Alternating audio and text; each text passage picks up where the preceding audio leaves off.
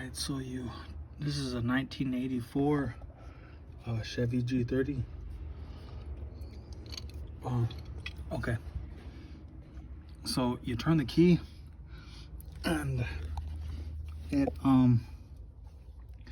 activates this bar right here up on top, not this one but this one. And what that bar does is it has, once you take, right here is the new ignition switch. Now I'll show you the hole that it goes in, but this thing right here, this bar up on top, it has a hook that goes up, that goes into the ignition switch. And to get to it, you got to remove the little base plate right here. And there's the plastic cover that goes over that just to hold all the wires in. But so I removed the plastic piece and I removed the base plate.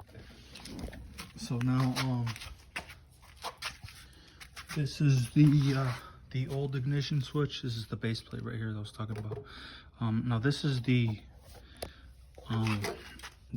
old ignition switch.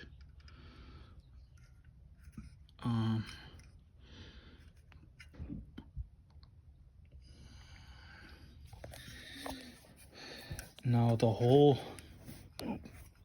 that the bar goes into is right here. And the way that it works is this is just an old coat hanger. But the way that it works is you put it in the hole, and whenever you switch to like drive, or it goes over, and that's how it works.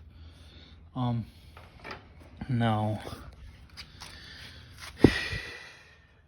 let's see. Now you see these little things right here. They're the mounting brackets. So the reason why they're like that is because so you can adjust them. Now I had a problem with the car wouldn't start, and it wouldn't turn over. Now I installed a new one, but because I didn't adjust these, it was having the same problems as it was before. Now now you gotta put it because you gotta adjust it forward. And another thing is this bar right here, because it's not attached to it, but it uses the same slots, so it's not attached, but it's, you know, it's kind of part of it, and that's your high beams and stuff. And I don't know if you could see that or not, but yeah, so you have to put that forward. So when I first installed it, it was back because I didn't adjust the mounts. So you got to make sure that they're forward, and also that, like I was saying, it wasn't starting because it was too far back.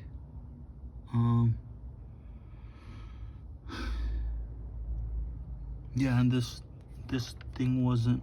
So if you're having problems starting, and you know you're having problems with your high beams as well, that could be the issue. And you know, like I said, this was new, and when I installed it, it was too far back, so it didn't actually work.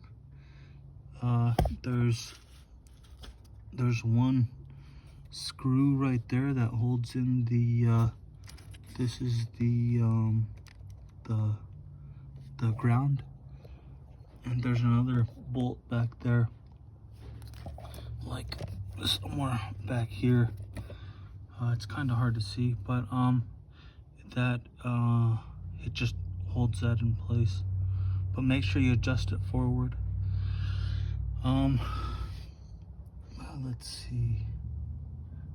It's kind of a tight fit to get in there. So for that, I was using this. You can get them on AutoZone. They're a little, little baby ratchets. Or if you go to Walmart, they have or any other store, they have sort of these Z type Phillips and flatheads where you could get into tight spaces.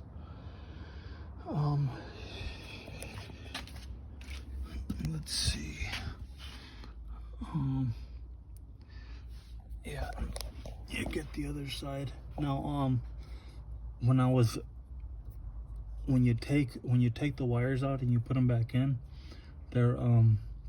they may look separate, but on mine, they're kind of like Legos, like they kind of like attach to each other. So you don't want to break off your tabs while you're taking it out or installing it again. So I don't know why they do it like that, but for mine, if you can see, they kind of interlock, and they how do you say, they're kind of attached at the front, and you can't really tell at the back. So when you take those out and put them back in,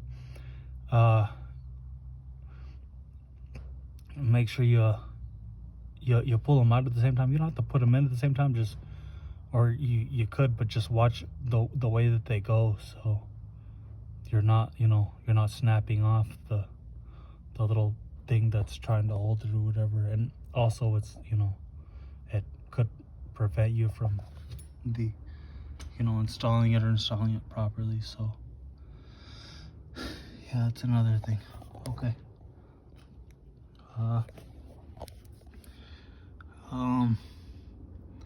Any questions or anything like that, just leave it in the comments or whatever.